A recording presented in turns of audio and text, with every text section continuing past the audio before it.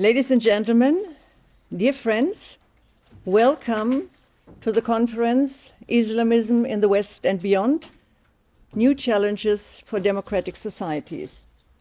Today, we will examine the phenomenon of Islamism from an interdisciplinary scientific perspective. Our thesis is that Islamism is a variant of Islam that poses a multiple threat to democratic societies. Islamism appears in different forms, and these forms are not always easy to identify.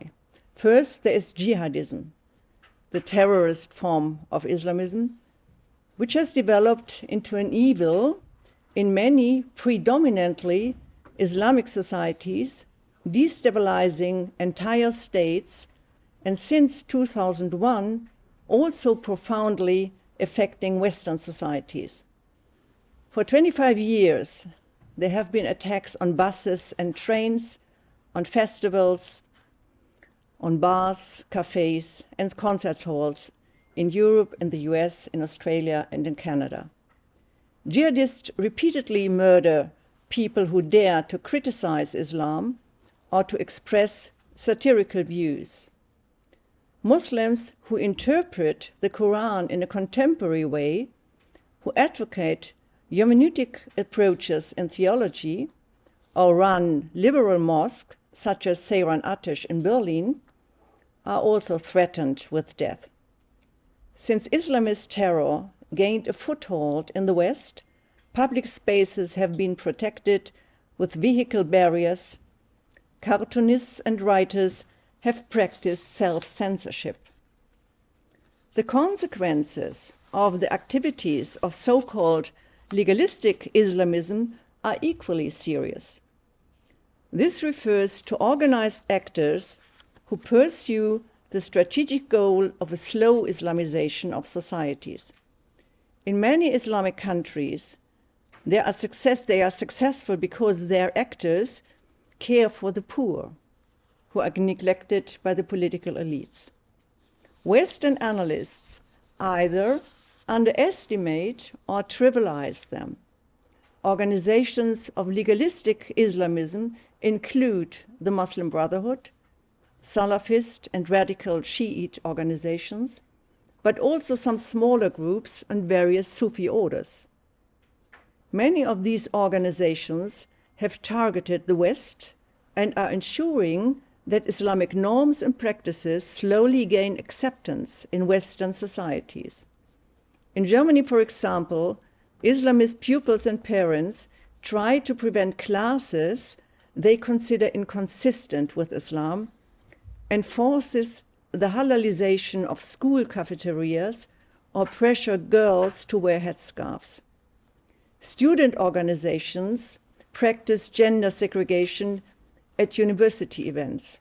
Generally, Islamists campaign against the state's requirements of neutrality.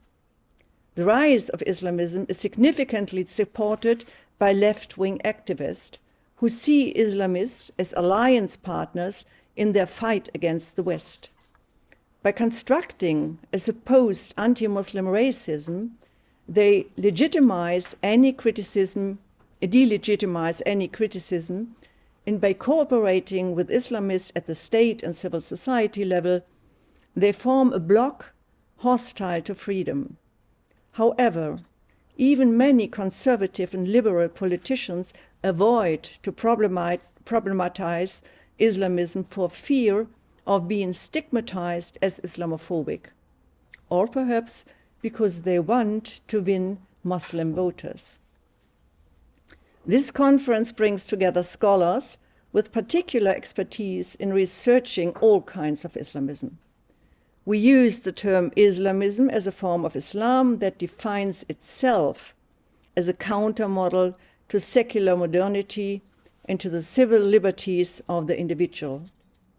Islamism is characterized by an uncritical attitude towards the religious texts of Islam and by the effort to impose Islamic fundamentalism both in predominantly Muslim societies and in the West.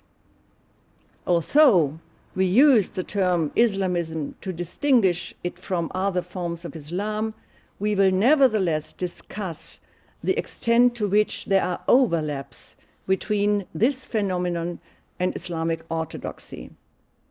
Ephraim Afza will present fascinating insights into the topic, and as well Marwan Abutam, who unfortunately became ill and could not attend this conference. In my own contribution, which deals with the threat of women's rights posed by Islamists, the question of the extent to which misogynistic attitudes extend beyond Islamism also must be raised. The Muslim Brotherhood, which Florence Bergeau-Blacla and Ronald Stade have studied, is very clearly and distinctly defined as an Islamist organization. Unlike in many Islamic countries, such as in Jordan, the Brotherhood is not banned in Europe, but is widely underestimated. The same trivialization can also be observed regarding anti-Semitism. We're happy to have Adnan Aslan with us, who will present the results of his research on anti-Semitism in Muslim communities. Islamism is a traveling ideology that spreads rapidly from its places of origin to other regions of the world. Thomas Gugler will show how Islamist ideas that originated in South Asia are influencing Europe right now.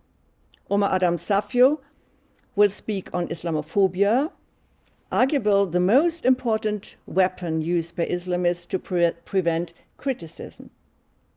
And Rebecca Schönebach will submit proposals for measures to combat terrorist financing. Ferdinand Haberl, from the management staff of the Austrian Documentation Center for Political Islam, will explain how the problem of Islamism in general could be addressed if the politicals are aware of this.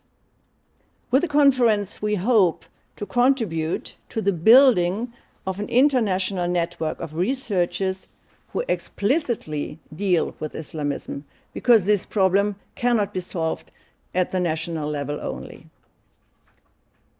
Let me make some organizational notes.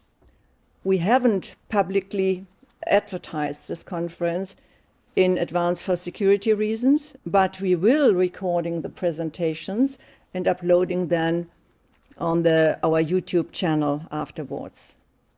And regarding the schedule, we ask speakers to adhere to the time limits and not to speak much longer than 20 minutes, so that the ones who speak in the afternoon don't have a disadvantage.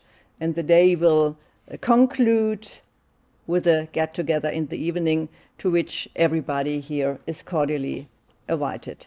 I wish you all an inspiring conference and hand over to Thomas Gugler, who will introduce Ibrahim Afza.